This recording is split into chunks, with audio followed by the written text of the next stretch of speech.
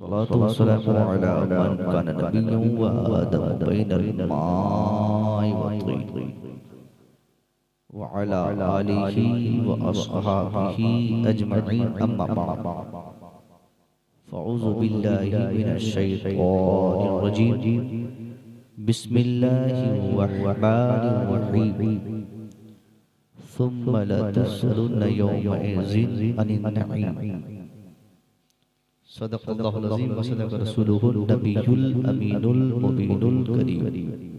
दुरूद शरीफ पढ़ें। अल्लाहुम्मा सल्लि अला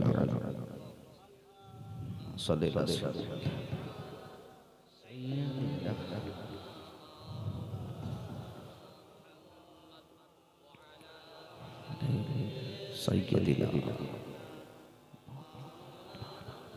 मुहम्मद सल्लल्लाहु अलैहि वसल्लम। सरकार दुल्हा दुल्हा के फैजानों करम से माला माल होकर सरकार मसरूद मिल्लत के दामन से जुड़कर सरकार ख्वाजा मसूद मिल्लत की मोहब्बत में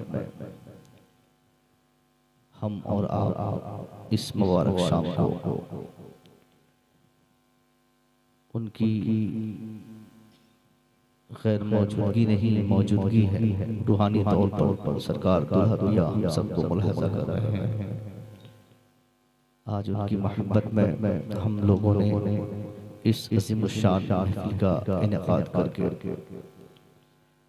बुजुर्गों की याद ताज़ा करने को अपनी जमात के चीदा चीदा खुतबा और शोरा को मदू किया। हिंदुस्तान में लॉकडाउन के बाद जिन शोरा ने सबसे ज्यादा हिंदुस्तान घूमने में कामयाबी पाई, नौजवानों के दिलों का मरकज जो लोग बने, उन्हीं में से एक बड़ा नाम सैयद शकील रहबर साहब का है। कैसे तशरीफ लाए इतनी मसरूफियत के बाद, ये बहुत बड़ी बात है। हम लोग जो के इस लाइन से जुड़े हैं, हर एक की मसरूफियत का सही इल्म हम लोगों के पास है।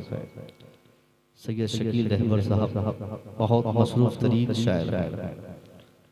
ये तो कमेटी की मेहरबानी, इन लोगों ने मेहनत की और आप लोगों से मुलाकात हो गई और बड़ा अच्छा कलाम भी हालात के तनाजुर में आपने पढ़ा।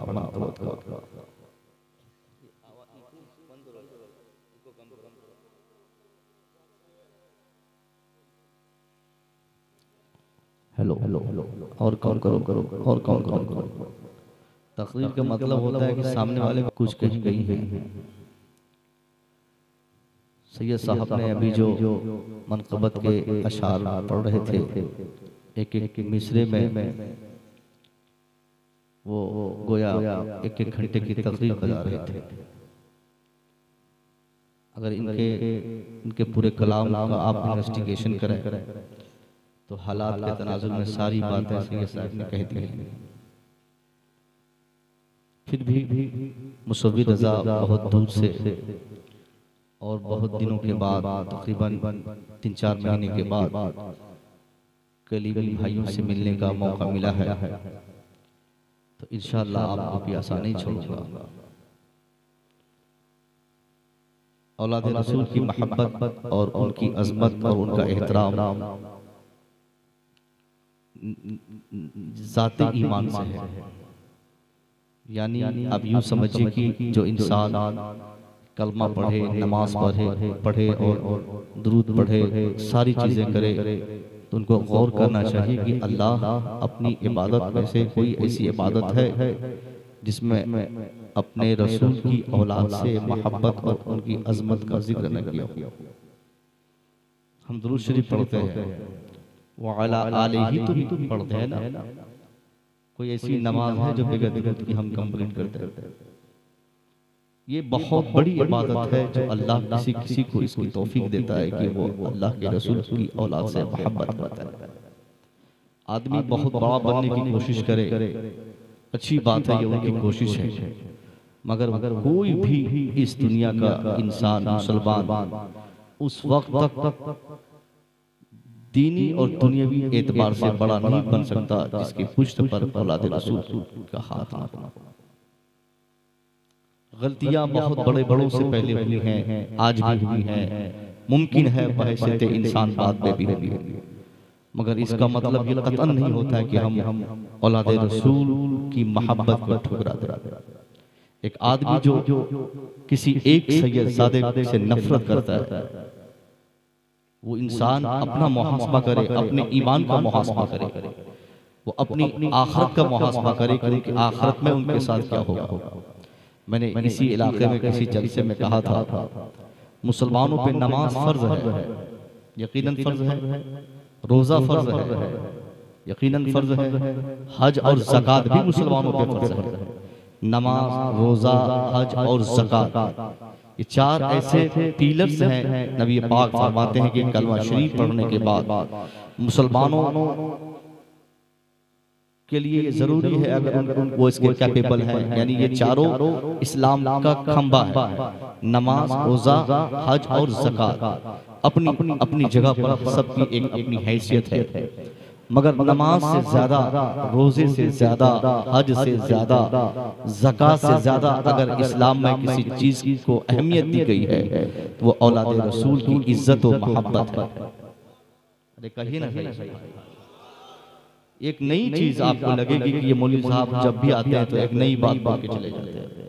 नमाज से ज्यादा, रोजे से ज्यादा, चूंकि कैमरा भी चल रहा है, कोई रिकॉर्ड करना चाहे करे, मुझे कोई फर्क नहीं पड़ने वाला, कोई इसे वायरल कर दे, मुझे कोई फर्क नहीं पड़ने वाला। मुसव्विर बात दलील से करता है, ऑथेंटिक बातें करता है, हवाओं में बातें नहीं करता। नमाज मुसलमानों पे फर्ज है, मगर हर एक मुसलमान पे नमाज फर्ज नहीं है। नमाज का जब हम जायजा लेते हैं, नमाज अपनी फर्जियत का ऐलान करते हुए कंडीशन बताता है। नमाज बताती ये है हमें कि हम तब फर्ज हैं जब हमारा वक्त होगा, हम तब फर्ज हैं जब सिचुएशन ऐसा होगा। हम सब पर फर्ज नहीं, जो लोग बालिग होंगे, मुसलमान होंगे और बुलुगत के बाद, मुसलमान होने के बाद उसमें भी अगर औरत है, महवारी पोजीशन में ना हो, ये सब कंडीशंस हैं। नमाज के लिए शराइत है, औकात का होना, औकात पाए जाएंगे तो नमाज फर्ज होगी। नमाज सब पर फर्ज नहीं। नमाज इस्लाम का, इस्लाम में जितने फराइज हैं सबसे पहली फर्जियत का नाम नमाज है, लेकिन बावजूद इसके सब पर नहीं है। रोजे की भी अगर हम इन्वेस्टिगेशन करें तो रोजा भी अपनी फर्जियत का ऐलान करते हुए कहता है हम फर्ज हैं, मगर हमेशा नहीं। साल में 12 महीने होते हैं, एक महीने का रोजा ही सिर्फ मुसलमानों पे फर्ज है। एक महीना वो उन मुसलमानों पे फर्ज है जो सफर में ना हो, जो दिक्कत में ना हो, जो परेशानी में ना हो। परेशानी का मतलब वो शरई परेशानी है। और वो मुसलमान बच्चियां जो महवारी पोजीशन में ना हो, जो बालिग हो, बालिगा हो, उन पर रमजान शरीफ का 12 महीने में सिर्फ एक महीने का रोजा फर्ज है। हज और ज़कात भी मुसलमानों पर फर्ज है, मगर आंख बंद करके हम नहीं कह सकते कि सारे मुसलमानों पे रोजा फर्ज, सब मुसलमान पे ज़कात फर्ज, सब मुसलमान पे खैरात, ये हज फर्ज नहीं। मुसलमानों पे फर्ज है हज उन मुसलमानों पर जो हज करने की कैपेबिलिटी रखता है, जो हज कर सकता है, जो सफर के एक्सपेंसेस टॉलरेट कर सकते हैं, जो सफर कर सकता है। सफर के बाद भी जितने दिन वो मक्का शरीफ में रहे, उतने पीरियड में घर में बाल बच्चों के लिए खाने का सामान वो छोड़ दे, वापस आए जाए, ये सकत उनके अंदर हो, पैसा वाला हो, उन पर हज फर्ज है। ज़कात भी साहिब नसाब पर फर्ज है, माल वाले पर फर्ज है, सब पर नहीं। तो अब ये चारों फराइज जिसके बारे में अल्लाह के रसूल ने फरमाया कि कलमा शरीफ के बाद मुकम्मल इस्लाम इन्हीं चारों पिलर्स पे खड़ा है। एक नमाज, दूसरा हज, दूसरा ज़कात और फिर हज और दूसरा रोजा और हज और ज़कात। ये चारों ऐसे पिलर्स हैं, नमाज, रोजा, हज और ज़कात। इन चारों पिलर्स पर इस्लाम हमारा खड़ा है। मगर इन चारों फराइज में से एक अलग से फर्ज ऐसा है ऐसा फर्ज हम पर है जो इन चारों से अलग है। हम नमाज पढ़ेंगे, हम रोजा रखेंगे, हम हज करेंगे, हम ज़कात देंगे, मगर एक कंडीशन के साथ, एक शर्त के साथ। वक्त जब आएगा तब नमाज पढ़ेंगे, महीना जब आएगा तब रोजा रखेंगे, जब माल होगा तो हम ज़कात देंगे, पैसा होगा तो हम हज को जाएंगे। मगर इन्हीं फराइज में से एक ऐसा फर्ज भी हम पर आयद फरमाया है अल्लाह के रसूल ने कि अब मेरी औलाद से मोहब्बत करना तुम पर फर्ज है। इसमें कोई कंडीशन नहीं, न टाइम की कैद है, न वक्त के लिए कोई शर्त है, न महीने के लिए कोई खास किया गया है। नबी पाक ने फरमाया, अपने बार-बार बयानात में आपने फरमाया, कुरान अजीम ने जिस औलाद रसूल की मोहब्बत को जरूरी करार दिया है उसमें कोई कंडीशन नहीं। ऐसा नहीं कि रमजान शरीफ का महीना आएगा तो औलाद रसूल से मोहब्बत करेंगे, असर के वक्त करेंगे, जोहर के वक्त करेंगे, मगरिब के वक्त करेंगे। जब जब जो जो जहां जहां है, हर एक मुसलमान पर अगर उनके पास 1,00,000 ईमान के हिस्सों में से एक हिस्सा भी बचा है तो वो ये बात जान ले, वो समझ ले कि उनके ऊपर ये भी लाजिम है कि औलाद रसूल से वो मोहब्बत करे, औलाद रसूल से की वो इज्जत करे। और औलाद रसूल के ताल्लुक से सरकार आला हज़रत फरमाते हैं कि जब तक कोई सैयदजादा जब तक कुफ्र ना कर दे, जब तक कुफ्र ना करे, अगर वो गुनाह कबीरा का भी मुर्तकिब है, अगर वो गुनाह कबीरा भी कर चुका है, बड़ा गुनाह किया है, बावजूद इसके उनका एहतराम इस हैसियत से हमारे ऊपर लाजिम है वो सैयदजादे हैं। उनके बदन में डीएनए अल्लाह के रसूल का है, उनका ज़मीर व खमीर किसी आम इंसान से नहीं, सरकार मौला अली का डीएनए उनमें है, सरकार गौसे आजम का डीएनए उसमें है। ये कोई मामूली बात है? दुनिया के दूसरे पीरों की बात मामूली हो सकती है, दुनिया के दूसरे लोग पीर बन जाएं, पीर बनना बड़ा आसान है। चले गए किसी खानका में, पीर साहब का के लिए वजू का पानी लाए, मसल्ला बिछाए, मालिश किया, पाँव दबाए, चुप्पा सिल दिए, कपड़ा धो दिए, कपड़ा प्रेस कर दिए, खिदमत किए 2-4-5 महीना। पीर साहब को लगे कि ये लड़का बहुत शानदार है, इनको खिलाफत देनी चाहिए। पीर साहब ने खिलाफत दिया, सनत मिल गई पीर साहब की खिलाफत के बाद हम भी पीर हो गए, हम भी आप मुरीद बनाएंगे दूसरे को। यानी पीर बनना बड़ा आसान काम होता है, मगर सैयदजादा बनना ये इंसान की मेहनत से नहीं, ये तो अल्लाह की अता से होता है। अल्लाह पीर सबको बना सकता है, बना देता है, मगर जिस पर खास करम फरमाता है उसी के बदन में डीएनए अल्लाह के रसूल की अता फरमाता है। यह आसान काम नहीं है। सैयदजादे के खिलाफ हम बोल दें और आप बोल दें और कोई साहिब ईमान खामोश रहे, नहीं साहब। औलाद रसूल है, औलाद रसूल अगर एक बच्चा भी है तो हमारा सर का ताज वही है। रसूल की औलाद, औलाद क्यों कहते हैं? उनके बदन में जो खून है ना, उस खून का एहतराम है, वो डीएनए का एहतराम है, उनकी इज्जत हमारा ईमान है, उनका एहतराम हमारा ईमान है। इसलिए हम लोगों ने जो, आप लोगों ने जो, जिसने भी दामन पकड़ा है सरकार दूल्हा का, दामन पकड़ा है सरकार मसूद पिया का, दामन मिला है जिनको भी सरकार मसूद मिल्लत का, वो ये जान ले कि ये दामन सरकार मसूद मिल्लत का दामन नहीं, बल्कि ये वही दामन है जो मुस्तफा करीम ने अता फरमाया था, जो सरकार हसनैन करीमैन से चलते हुए दामन यहाँ तक पहुंचा है। इसलिए इस एहसास के साथ हमेशा अपने समाज में रखें। ये न सोचे कि फलां साहब क्या बोले, फलां साहब क्या बोले। अरे जो बकता है, जो बोलता है, जो सोचता है, जो फतवे मारता है, जो चिल्लाता है, जो चीखता है, क्या वो चाहिए क्या?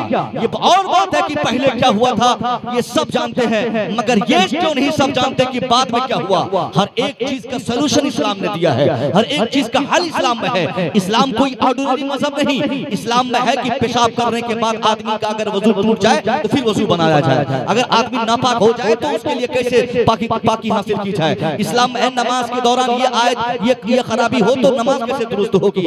जिस इस्लाम का हम कलमा पढ़ते हैं उस इस्लाम में हर खराबी का इलाज है, हर बीमारी का इलाज है, हर तबाही का इलाज है, हर गलती का इलाज है। ऐसा करें तो क्या करना होगा, वैसा करें तो क्या करना होगा। सारी बुराइयों में से, सारी बुराइयों से निकलने का एक रास्ता इस्लाम ने दिया है। अगर इंसान जिंदा है तो उनके लिए तौबा काफी है, उनके लिए दोबारा कलमा पढ़ना काफी है। ये पूरे आसमान सर पे उठा लेना, पूरी धरती सर पे उठा लेना, इसको गाली देना, उसको गाली देना, उसको बुरा कहना, उसको भला कहना। वो आदमी ये जान ले कि वो जितनी गालियां बकेगा, जिस कदर अज़ियत पहुंचाएगा, औलादे रसूल में से अगर किसी ने किसी के लिए अगर एक सेकंड के लिए अगर तकलीफ मान लिया तो हम अपनी खैरियत सोचें कि औलादे रसूल को तकलीफ देने वाले के साथ क्या मामला होगा। ये बड़ा फतवे बात निकल गए हैं कि ये आदमी ऐसा बका, ये नहीं देखता कि तौबा भी है, ये नहीं देखता कि रुजू भी है, ये नहीं देखता कि कलमा भी है, ये नहीं देखता कि इसके ऊपर तौजी भी है, ये नहीं देखता कि तशरीह भी है, ये नहीं देखता कि वजाहत भी है। वजाहत के बाद, तौबा के बाद, कलमे के बाद दोबारा वही बात को रिपीट करना, वही बात को बोलना, उसी को लेके ढोते रहना, उसी को लेके चीखते रहना, ये कमजोर इंसान की पहचान है। ईमान जिसका कमजोर होता है, जिनको पुरानी दुश्मनी रहती है, उनको प्रतीक्षा रहता है, उनको इंतजार रहता है कि सामने वाला कोई गलती करे, उनकी गलती को लेकर हम ढिंढोरा पीटे, उनकी गलती को लेकर हम एक अलग माहौल बनाए। नहीं साहब नहीं, मैं आप लोगों को एक जिम्मेदारी के साथ इस जिम्मेदारी स्टेज से पैगाम दूंगा कि आपके हाथ में जो दामन मसूद पिया का है, आपके हाथ में जो दामन मसूद पाक का है, आपने जो एक सैयदजादे का दामन पकड़ा है, ये कोई मामूली दामन नहीं, इसको इस मजबूती के साथ पकड़े रखिए। कोई भौंकता है भौंकने दिया जाए, हम जिंदा रहेंगे तो दामन मसूद के साथ रहेंगे, हम मरेंगे तो इसी दामन में निपट के मरेंगे।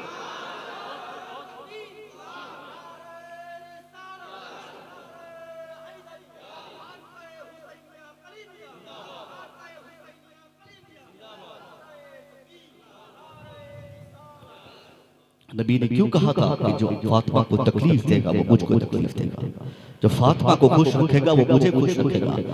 नबी करीम ने सिर्फ फातिमा के लिए ज़ाहिरी एतबार से आपने ही फरमाया था, मगर जिस फातिमा से सैयदजादों की फहरिस्त तैयार की जा रही है, नबी पाक ने क़यामत तक के सैयदजादों के लिए गोया दबे लफ्ज़ों में ये पैगाम दे दिया कि बात सिर्फ फातिमा की हो रही है, मगर ये मकसद ये भी है कि जहाँ जहाँ फातिमा का खून होगा वहाँ वहाँ के लिए एहतराम लाज़िम होगा।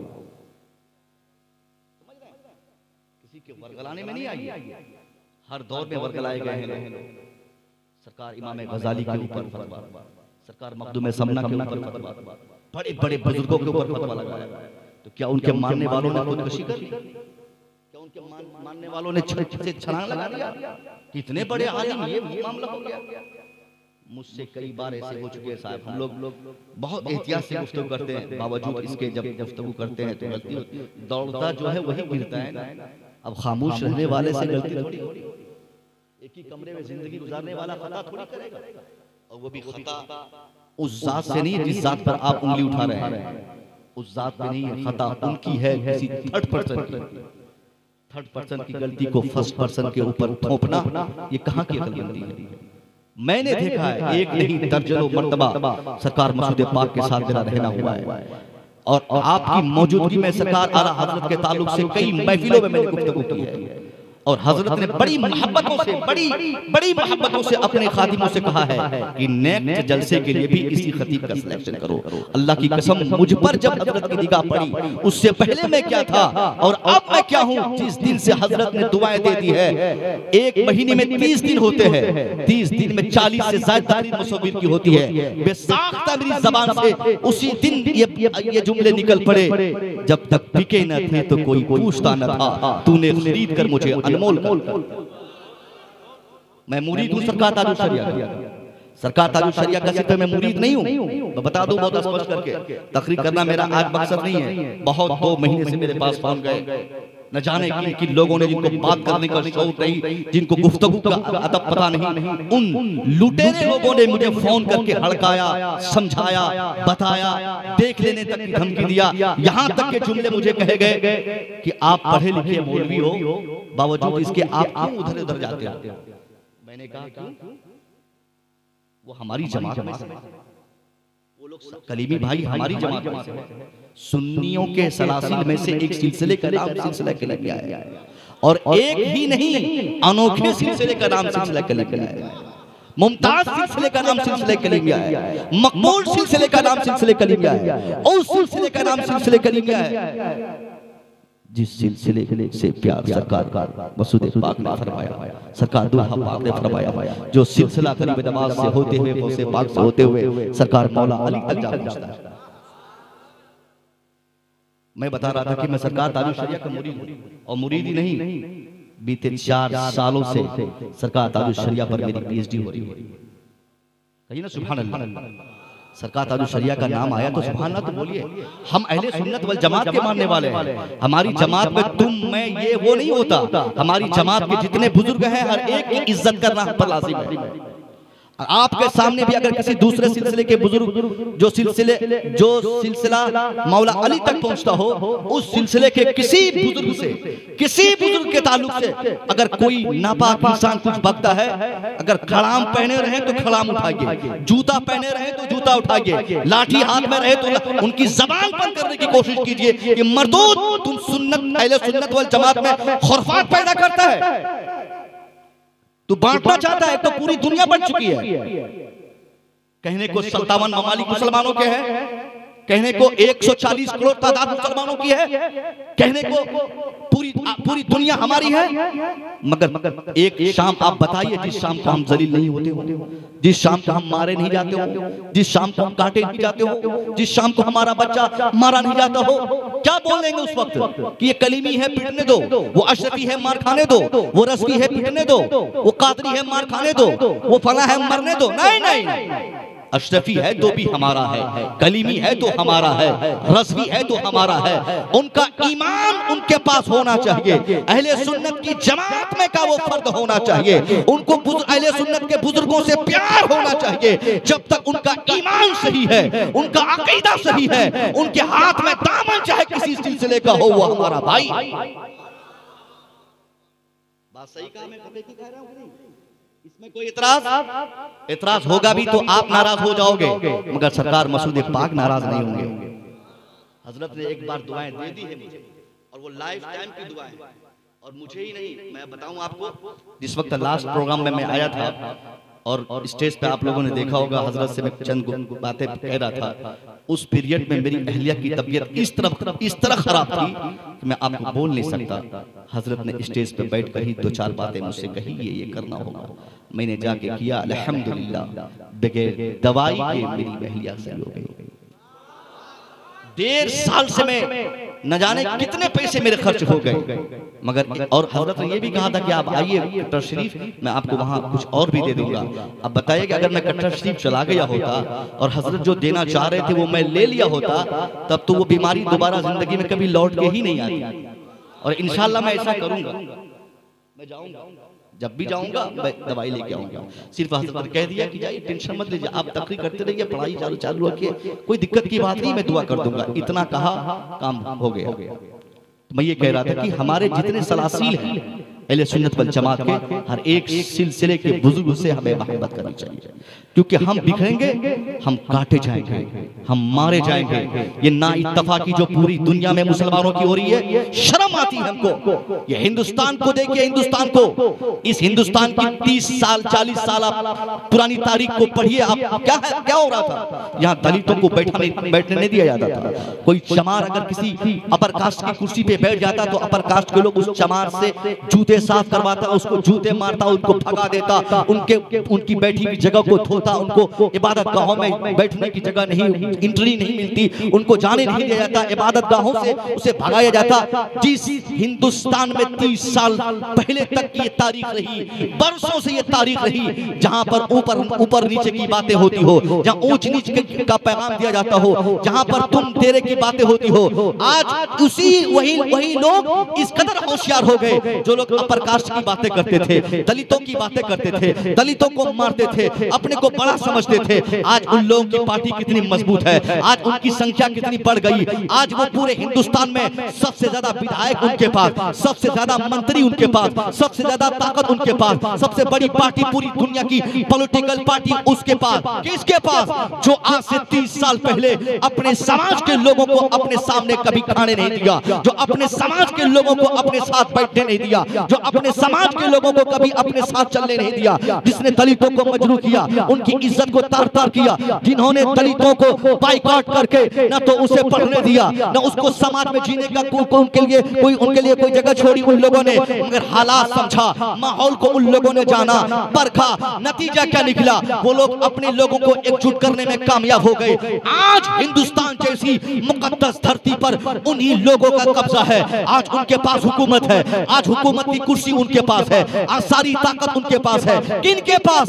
जो आज तक अपने खुदाओं की तादाद को ऐसा डिटरमाइंड नहीं कर सके, ये तय नहीं कर सके। उनके पंडितों ने आज तक किसी को नहीं बताया फिक्स करके कि मेरे खुदाओं की तादाद कितनी है। एक पंडित मिले कलकत्ता के, उनसे पूछिए कि आपके खुदा, how many gods are there in your society, तेरे समाज में कितने खुदा है, कितने गॉड्स और भगवान है? कोई बोलेगा लगभग 1 लाख। आगे बढ़ के बंगाल को पार करके बिहार आइए, यहाँ के किसी जागरूक और बेदार इंसान को पूछिए कि आपके खुदा कितने हैं, उनकी तादाद होगी, वो बोलेंगे कि 2 लाख। आगे बढ़ते चलिए, खुदाओं की तादाद में इजाफा होता जाएगा, यहाँ तक के इसी हिंदुस्तान के पंडितों की जबान से ये सुना गया है। कोई कहता है 1 करोड़, कोई कहता है 2 करोड़, कोई कहता है 325 करोड़ गॉड्स हमारे हैं। 325 करोड़ खुदाओं को मानने वाले, कलकत्ता से लेकर गुजरात तक, गुजरात से लेकर कश्मीर तक, कश्मीर से लेकर कन्याकुमारी तक, आज वो सब लोग एक हो गए। उनके पास सबसे ज्यादा ताकत, उनके पास सबसे बड़ा हथियार, उनके पास सबसे ज्यादा विधायक, उनके पास मंत्रिमंडल में सबसे ज्यादा तादाद। किनके पास? जिनके खुदा एक न होते हुए, जो अनेकों खुदाओं को मानते थे। बंगालियों को पूछिए, बंगालियों से पूछिए कि भाई साहब आपके खुदा कौन है, वो बोलेंगे सीता मैया हमारी खुदा है। मैं बिहारियों से पूछिए आपके खुदा कौन, उत्तर प्रदेशियों से पूछिए आपके खुदा कौन, वो किसी और शख्सियत का नाम सामने लाएंगे। गुजरातियों के लिए अलग खुदा, बंगालियों के लिए अलग खुदा, उत्तर प्रदेशियों के अलग खुदा। ये तो जगह की बात है साहब। ईंट का खुदा अलग, पत्थर का खुदा अलग, जमीन का खुदा अलग, आसमान का खुदा अलग, लोहे का खुदा अलग, चप्पल का अलग। यानी बंदर, चूहा, मच्छर, गोबर, गाय, पेशाब, पखाना, दुनिया में जितनी चीजें हैं, हर एक चीज को अपनी जरूरतों के एतबार से जिन लोगों ने कभी न कभी खुदा कहा हो, आज उनकी हैसियत ये हो गई है। आज पूरब से पश्चिम, उत्तर से दक्षिण, वो पूरी तादाद में एक है।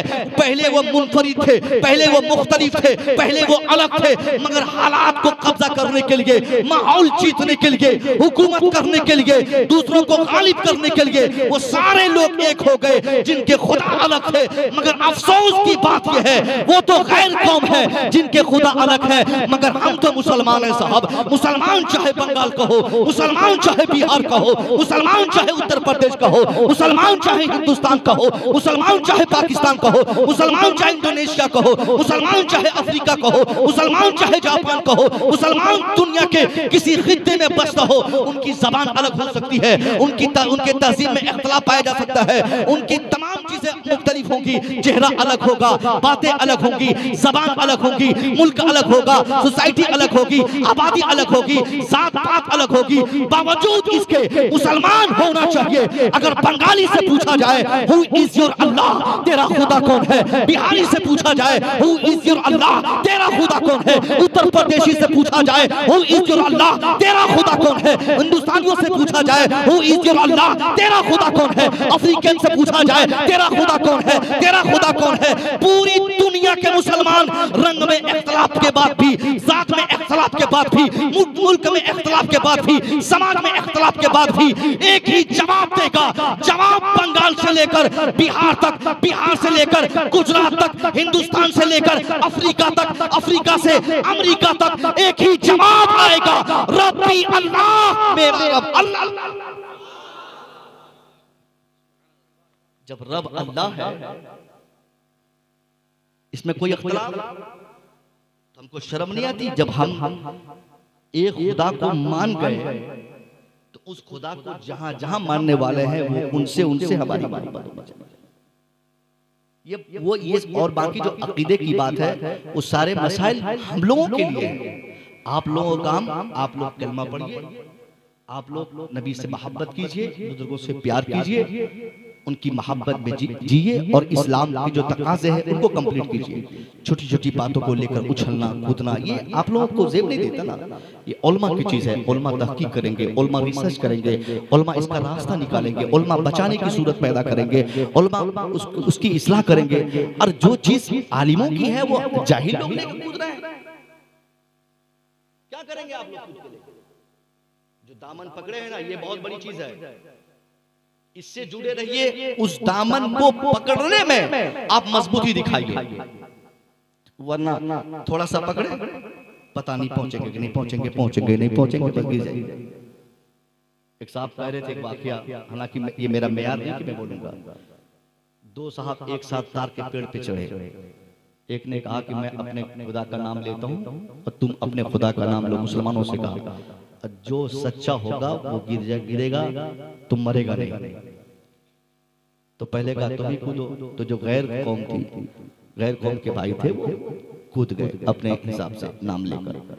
वहां से ऊपर से मुसलमान देखा करे तो बच गया। फौरन उसको यकीन हो गया ये इस पर बात लगता है कि हमारा वाला गलत है क्या, ये तो बच गया, किसी वजह से बच गया होगा। अब इनका ईमान कमजोर हो गया। जब ईमान ही कमजोर हो गया, नतीजा क्या निकला? वो जैसे छलांग लगाया वहीं से पेशाब कर रहा है, गिरते गिरते काम खत्म इसका। अब वो तो मर गया। हम क्या कहेंगे कि उनकी मौत इस वजह से हो गई कि जिस खुदा को मान रहा था वो खुदा गलत था? बोलिए ना। नहीं ना, नहीं, हमारा खुदा पे हमारा ईमान मजबूती से होना चाहिए, हमारे रसूल से मोहब्बत मजबूती से होनी चाहिए। ये बहुत बड़ी दलील है। और अल्लाह और उसके रसूल से मोहब्बत जिस सिलसिले से हम तक पहुंची है, वो सिलसिला भी मजबूती से हमारे हाथ में होना चाहिए। उसमें कोई तेरा मेरा नहीं, कोई दिस दैट नहीं। आज जो हम पूरी दुनिया में जलील है, हम पे हमारे खुदा का हमारा एतबार हमारे खुदा से कमजोर हो चुका है। तादाद कितनी हमारी है दुनिया भर में से, ये सब पूरी दुनिया में हम ज्यादा है कि नहीं है? मगर जिनको पेशाब करने का ढंग नहीं वो भी भगाता है, जिनको अपनी बीवी को रखने तक का शौर नहीं वो भी मारने की बातें करता है। इसका मतलब ये थोड़ी है कि हमारा मजहबी गलत है। नहीं साहब, एक साहब कह रहे थे हजरत आप लोग बोलते हैं खूब दुआ मांगते हैं, फिर भी ये लोग क्यों जीत लेता है? फिर भी ये लोग क्यों जीत लेता है? इसका मतलब क्या हम लोग की बात खराब हो जाती है क्या? नहीं, वो जीतता है इसलिए कि वो अपनी तहरीक में बिल्कुल मुस्तैद है, अपने मिशन में बहुत यकता है, वो अपने मिशन को मजबूती से चला रहा है। और हम हार इसलिए जाते हैं कि हमारा ईमान सही नहीं है, हमारा अकीदा दुरुस्त नहीं है। हमको हमारे रब से जिस कदर प्यार होना चाहिए, जिस तरह डरना चाहिए, वो डर आज 140 करोड़ मुसलमानों में से कहीं कहीं हम देखते हैं। यही वजह है 140 करोड़ होने के बाद भी मालूम पड़ता है कि हम 100-200 की तादाद में हम जी रहे हैं। साहब नहीं, आज जो हमारे पास तादाद है, आज से पहले दुनिया में कभी इतनी तादाद मुसलमानों की नहीं थी। मगर आज से पहले जितनी कामयाबी मुसलमानों को मिली, आज उतनी कामयाबी मुसलमानों को नहीं मिल रही है। भूल गए बद्र के मैदान को। मैदान बद्र में कितने लोग पहुंचे थे? सिर्फ 313 की तादाद मुसलमानों की थी, और वो भी ऐसे मुसलमान 313 की तादाद में पहुंचे उनमें से बहुत सारे लोगों ने खाना तक नहीं खाया था, हथियार तक नहीं था, उनके पास सवारी तक न थी। एक सहाबी दौड़ के गए, हुजूर से कहा हुजूर मैं भूखा हूं, कहा बैठ जा। कहा हुजूर मेरे पास तलवार नहीं, कहा बैठ जा। कहा हुजूर मेरे पास लाठी नहीं, कहा बैठ जा। यानी 313 की तादाद मुसलमानों की है, सामने 1000 से ज्यादा कुफार पहुंचे हैं, वो भी खाना खाकर, घोड़सवार होकर, हाथी लेकर, भाले लेकर, तलवार लेकर। उनकी तादाद भी ज्यादा है, उनके पास सामान भी ज्यादा है, उनके पास असलहे भी ज्यादा है, उनके पास वेपन्स भी ज्यादा है, उनके पास आधुनिक हथियार भी ज्यादा है। मुसलमानों के पास कुछ नहीं। मुसलमानों ने कहा हुजूर ये सामने वालों से मैं लड़ूंगा, मगर मेरे पास हथियार कहां है, मेरे पास लाठी कहां है, मेरे पास तलवार कहां है? सरकार मेरे लिए तलवार का इंतजाम फरमाया जाए। नबी पाक मुस्कुराते हैं, साहबी रसूल को फरमाते हैं जाओ हुजूर की टहनी कटवाओ। हुजूर की टहनी कटवाई गई। वो 313 मुसलमानों में से जिनके पास तलवार न थी, जिनको हथियार की जरूरत थी, आप मुस्कुराते गए। हुजूर की टहनी कटवा कर उन सहाबा को आप देते गए, ले जा ये तलवार होगी, ले जा ये तेरी तलवार है, ले जा ये तेरी तलवार है। तारीख बताती है। 1000 से ज्यादा की तादाद में कुफ्फारों ने मिशन चलाया था कि मुसलमानों को मारेंगे, उनकी गर्दनें काटेंगे, उनको भगाएंगे, उनका वजूद खत्म करेंगे। मगर तारीख फिर पलट के हमको ये कहती है, जो लोग 1000 की तादाद में पहुंचे थे, तलवार लेकर गए थे, खाना खाकर गए थे, घोड़सवार होकर गए थे, जिनके पास असलहे थे, मगर मुसलमानों ने क्या देखा, उनके पास तलवार तो न थी। मुस्तफा करीम ने खुजूर की टहनियां पकड़ा दी। वही खुजूर की टहनियों की तारीख हमें यह बता दे रही है कि खुजूर की टहनी जिस वक्त सहाबा ले रहे थे, हम जैसे मुसलमान होते तो नबी से कहते, हुजूर हमको तलवार चाहिए लोहे की, हमको तलवार चाहिए चमकदार, हमको तलवार चाहिए गर्दन काटने वाली, हमको तलवार चाहिए चमकने वाली, हमको आप बेवकूफ क्यों बना रहे हैं? मैं तलवार मांग रहा हूं तो आप खुजूर की टहनी दे रहे हैं। कितनी देर इस टहनी से मैं तलवार से के मुकाबले में लड़ाई करूंगा? ये कहीं तलवार होगी और कहीं टहनी, मैं कहां तक लड़ पाऊंगा और कैसे मैं जीतूंगा? नहीं नहीं, वो मुसलमान ऐसे नहीं थे। उनका ईमान अल्लाह पर बहुत मजबूती से था, उनका अकीदा मोहम्मद रसूलुल्लाह सल्लल्लाहु अलैहि वसल्लम से बहुत मजबूती से था। मोहम्मद रसूल पर वो जीते और मरते थे। सरकार दो आलम की मोहब्बत में जीना उनका मेन ईमान और मेन मोटो था। वो देख रहे थे कि अब तक ये खुजूर की टहनी थी, मगर मुस्तफा करीम ने जब तलवार की जगह पर तलवार के काम के लिए इस खुजूर की टहनी को मेरे हाथ में पकड़ा दिया है, तो अब ये टहनी ना रही, अब ये काम तलवार की आएगी ये टहनी। तारीख ने क्या लिखा? तारीख बताती है 313 की तादाद में खुजूर की टहनी चलाने वालों को अल्लाह ने इतनी कामयाबी अता फरमाई कि चमकती तलवार खाकर 1000 की तादाद में बद्र के मैदान को छाने वाले तमाम कुफार के पांव मैदान से उखड़ गए। वही 313 को अल्लाह कामयाब किया। किन लोगों को कामयाब किया? जिनका ईमान अल्लाह पर मजबूत था, जो मजबूती से अपने रब से प्यार करता था, जो मजबूती से मोहम्मद रसूलुल्लाह सल्लल्लाहु अलैहि वसल्लम से मोहब्बत करता था। तो हमारा ईमान मोहब्बत रसूल है। रसूल ने जो कहा उस पर अमल किया जाए, आपने जिससे मना किया उससे रुका जाए, आपने जिन चीजों पर अमल किया उसे भी किया जाए, आपने जिनसे मोहब्बत का इशारा फरमाया उनसे मोहब्बत की जाए, आपने जिनसे नफरत को कहा उनसे वैसे तो नफरत की तो इस्लाम में जगह नहीं है। इस्लाम इतना सुथरा मजहब है जो पड़ोसियों से मोहब्बत की भी बात सिखाता है। और इस्लाम कहता है, और मुसलमानों के हुकूक को बताते हुए, अल मुस्लिमु मन सलिमल मुस्लिमून मिन लिसानिही व यदिही, मुसलमान तुम तब मुसलमान हो जब तेरी जबान के सुल्म से, तेरे किरदार के सुल्म से, तेरे कैरेक्टर के सुल्म से, तेरी जिंदगी में तेरे किरदार और कैरेक्टर से किसी दूसरे मुसलमान को कभी तकलीफ ना हो, तब तुम मुसलमान। हमने क्या किया? तकलीफ देने में आज कोई कमी हमने छोड़ी दूसरों को। इतना जलील हमारा माशरा हो चुका है।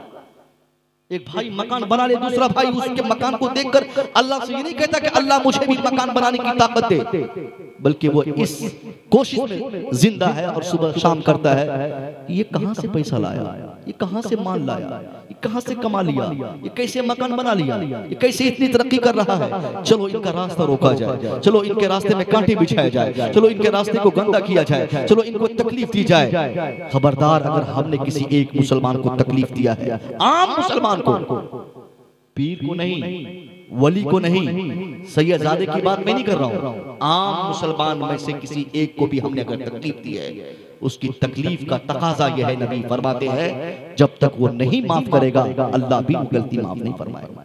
इसलिए जिन लोगों ने अब तक गुस्ताखियां की है, वो बराह रास्त ये ऐलान करे। मैंने भी वीडियो देखी थी, मैं नाम नहीं बोलूंगा किसी का, अगर उस वक्त उनकी बात सही थी जब तक वो कह रहे थे, उसमें भी कोई कलाम नहीं, मगर जब पर्ची आ गई, जब बात निकल गई, जब बात साफ हो गई, तो एक तकाजा उनके ईमान का ये था, इखलाकी तौर पर वो दोबारा कोई वीडियो छोड़े। नारा लगाइए, नारा लगाइए,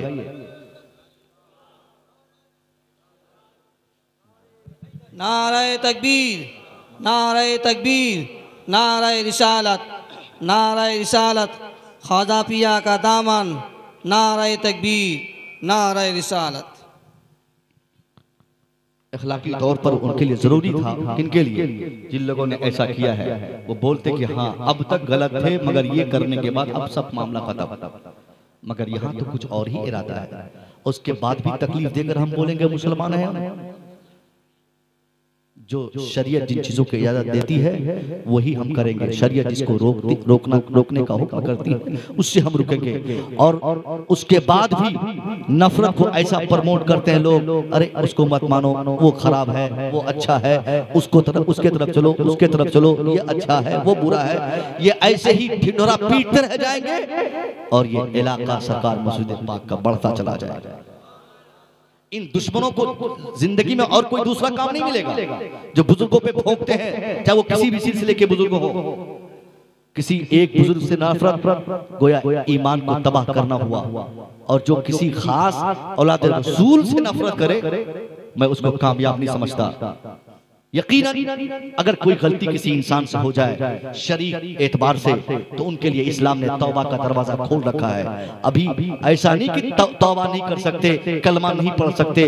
अब जहां तक बात शरीक एतबार से थी, अगर कलमा कोई पढ़ लिया है, तौबा कोई कर लिया है, तो फिर उन्हीं बातों को सामने लाना, वो भी थर्ड पर्सन की बात को फर्स्ट पर्सन पे थोपना और ये कहना कि तुम्हारा पीर वैसा, हमारा पीर वैसा, इनका पीर वैसा, उनका पीर वैसा, ये खुराफात ज़हन के लोगों का काम है। अल्लाह की कसम, हम इन सब चीजों से बाज आ जाए और तमाम मुसलमान कांधे से कांधे मिलाकर एक ही नारा लगाते जाए, तू जिंदा है वल्लाह, तू जिंदा है वल्लाह। यानी ये वल्लाह की कसम, वल्लाह कह के आला हजरत ने जो इशारा फरमाया है, वहां की तरफ मैं ये इशारा नहीं कर रहा, यानी इस हैसियत से तू जिंदा है, तू जिंदा है कि नबी पाक ने जो जिंदगी अपनी औलाद को अता फरमाई थी, वो जिंदगी सिलसिलावार तरीके से जहां जहां आपकी औलाद रहेगी, जहां जहां आपका खून रहेगा, जहां जहां डीएनए रहेगा, और जब तक इस्लाम ने उनको मानने के लिए हम पर जो हुदूद कायम किए हैं वो कुफ्र न कर जाए, वो कोई ऐसा काम न कर जाए जो उनकी इज्जत हम न कर सके,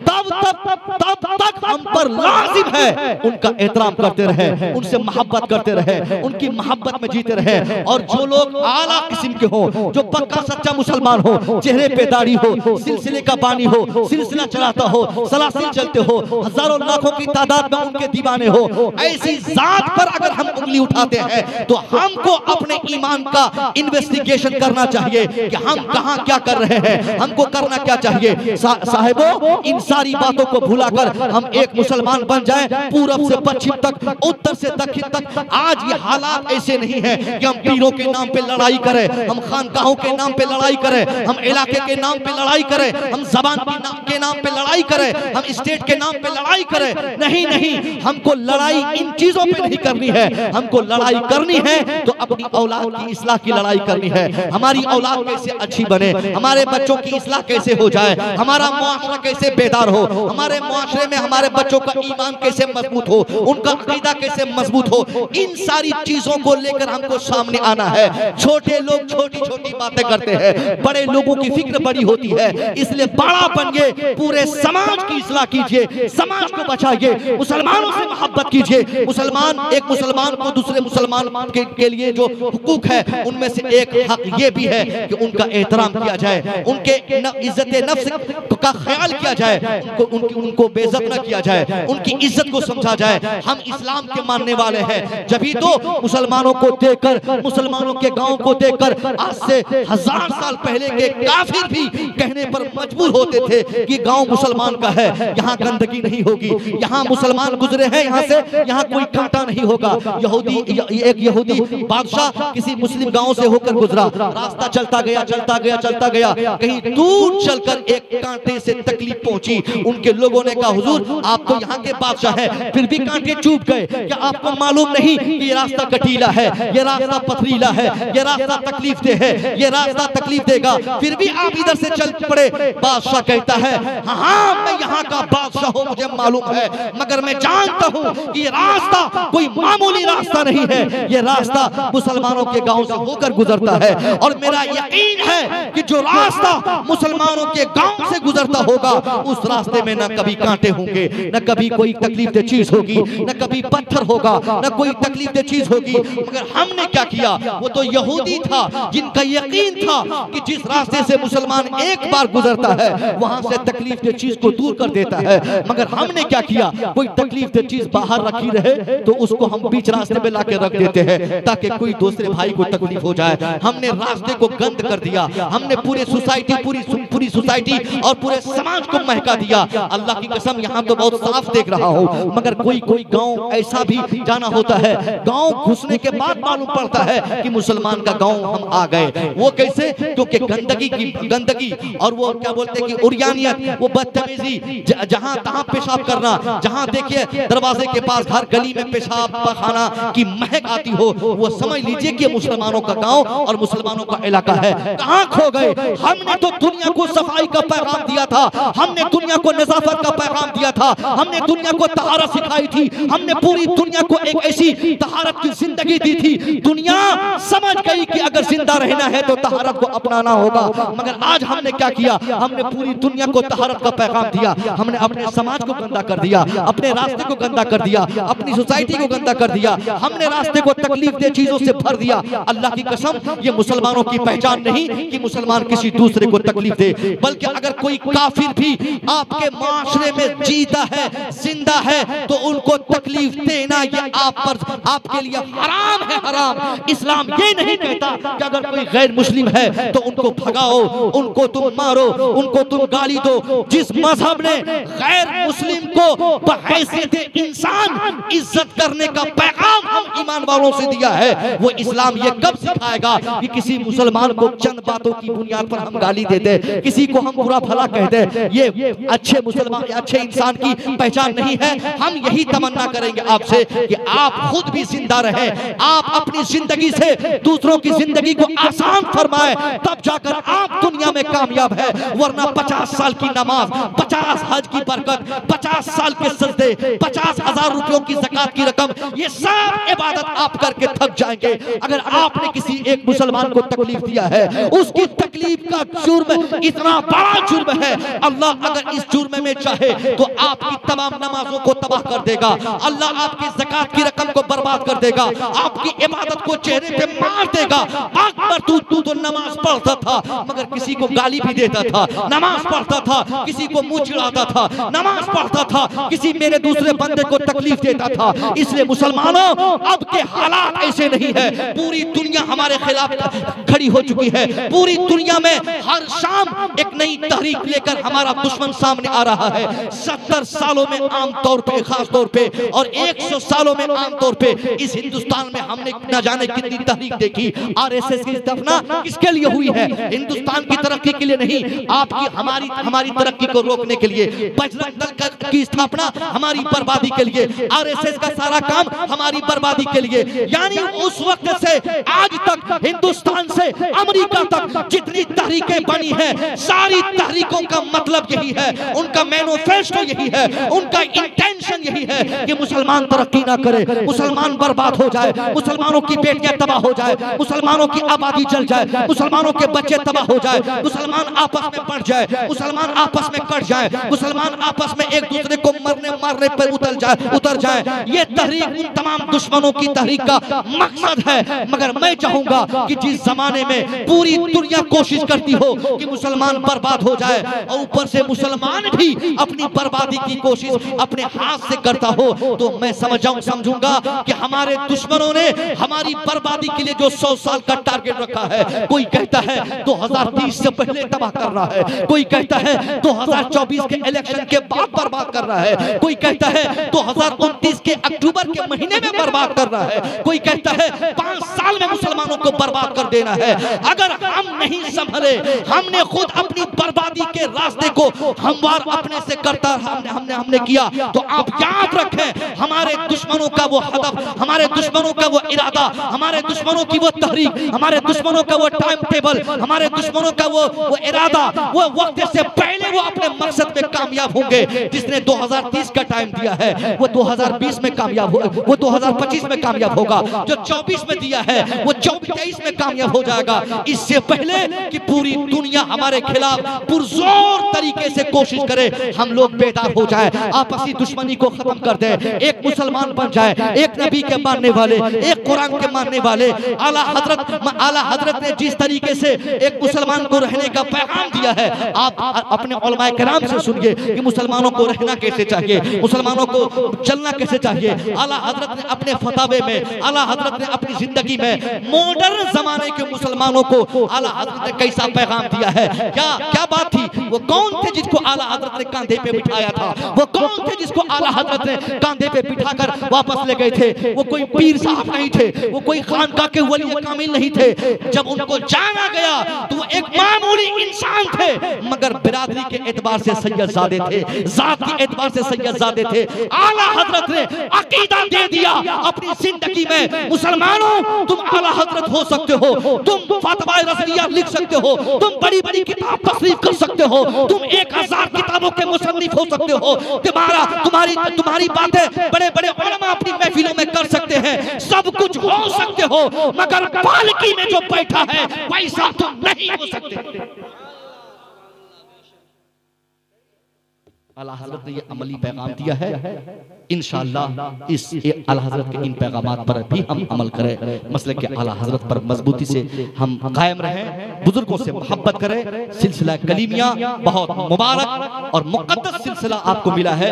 ये सिलसिले की कभी कोई गलती नहीं होती। अगर किसी सिलसिले के किसी एक फर्द ने गलती की है तो उस फर्द को उस गलती की सजा के लिए अलग से कोई प्रावधान इस्लाम में है, मगर उस एक गलती की बुनियाद पर पूरे सलासिल को, पूरे सिस्टम को दोषी ठहराना यह अक्लमंदों का काम नहीं है। मैं आपसे पूछता हूं, इस्लाम में दाढ़ी रखना क्या है? सुन्नत है ना? हम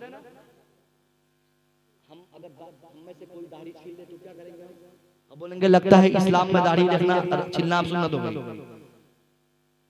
कोई एक आदमी अगर नमाज छोड़ दे तो हम क्या कहेंगे? नमाज छोड़ने की इजाजत है। एक आदमी क्या 95% लोग हमारे यहाँ आजकल नमाज नहीं पढ़ते, तो इसका मतलब ये थोड़ी ना आप लोगों को देखकर ये छूट दे दी जाए कि चलो जब 95% लोग नमाज छोड़ रहे हैं तो चलो रहने दो, अब हम लोग भी छोड़ दो। नहीं, पूरी दुनिया नमाज छोड़ दे फिर भी नमाज हम पर फर्ज है। ये ऐलान नहीं होगा कि नमाज अब तुम नहीं पढ़ सकते। इसलिए किसी फर्द की वजह से, उसके जुज की वजह से कुल्ली को कुल को हम खराब नहीं कह सकते। पाँव में अगर चोट लगे तो हम क्या कहेंगे? पूरे बदन में चोट लगी है। पाँव के चोट की वजह से पूरे बदन का चोट नहीं कहा जाएगा। ये और बात है कि हमारे पाँव की उंगली नाखून हमारे जिस्म का हिस्सा है, मगर चोट अगर पाँव में लगे तो उसका हम इलाज करेंगे, उसकी वजह से हम पाँव काट कर नहीं फेंकेंगे और ये नहीं कहेंगे कि आज से ये पाँव ही हमारा ना हो। मैं दुआ करूँगा मौला तबारक व तआला बोलने में मुझसे, सुनने में आप सामीन से जो खता हुई हो अल्लाह इसे दरगुजर फरमाए। और जाहिर है मैंने बहुत सारी बातें इस तकरीर में की और उसमें मुमकिन है कि हम भी कोई गलती ऐसी कर दिए होंगे जिसकी जो शरई एतबार से गलत हो, बहुत ज्यादा गलत हो, तो इसके लिए मैं तौबा करता हूँ। अस्तगफिरुल्लाह रब्बी मिन कुल्ली ज़ंबि व अतूबु इलैहि, अशहदु अल्ला इलाहा इल्लल्लाह व अशहदु अन्ना मुहम्मदन रसूलुल्लाह। अस्सलामु अलैकुम।